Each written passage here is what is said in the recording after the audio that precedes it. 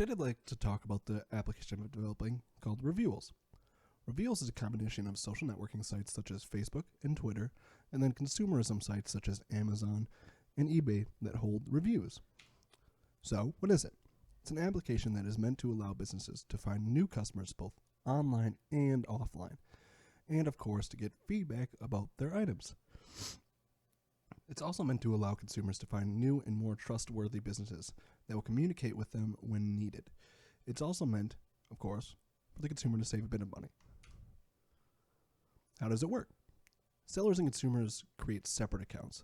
Seller accounts will allow them to put up sales where consumers can purchase the product and review it to receive a discount. These sales can either be local or online. Consumers then are able to search for these deals by genre or by local map deals, then purchase and have 15 days to review that item. If they do not review that item within 15 days, they will not receive the discount. This review will affect the seller's rating in the end. And the seller likewise will have 15 days after the review to make amends with the consumer, whether it's from offering a refund, return, a replacement item, or something similar to that. Other users will be able to make a comment on the reviews and rate whether the review was helpful or not. Seller's accounts. What will the seller account see? The seller account will see 4 simple options.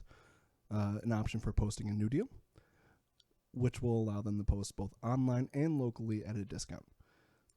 Post local deals, which are meant to have a much bigger discount than normal deals, and then show off new items.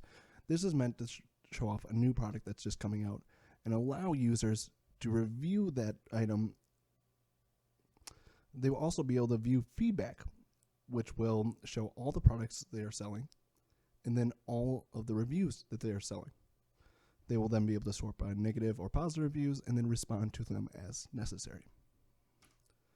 The consumer account will also see 4 simple options. They'll be able to view all deals, which they'll be able to sort by genres, location, sale, ratings, etc. They'll be able to view local deals, which will bring up a GPS map location and then search at a radius around the phone that the user sets, which is up to 15 miles. These deals are meant to be bigger than online deals. They'll be able to view their content, which will show all the items they've bought, all the reviews they made, and allow them to make new reviews. They'll also have an option for seller notifications. This will notify you when a seller responds to your review or comment, as well as notify you if a seller wants to take action such as returns or replacements. Now, onto the review end of this. Users will be able to rate the product between rate the product between 1 and 10 stars, 10 being the best, 1 being the worst. They will then submit a minimum of 150-word review highlighting their experience with the product and the pros and cons of the product. These reviews will then be voted on by other consumers as to whether or not they're helpful or not helpful. If a review gets too many unhelpful votes, it will be hidden from users unless they choose to show unhelpful reviews. If they receive a large amount of positive reviews, they will be rewarded by allowing them to use these positive reviews to request review items from sellers. Now, with the map end of this, there's an issue with location privacy. This app tends to take the stance of privacy for their consumers. They will not share their location data with any businesses around the area. It will only notify the business that someone has viewed their sales if they select that business's location. And all location data will be encrypted and stored safely. It will not be used it will not be used for data mining and for selling to third parties. So, how does it benefit the seller? It benefits the sellers because they're able to gather feedback for free.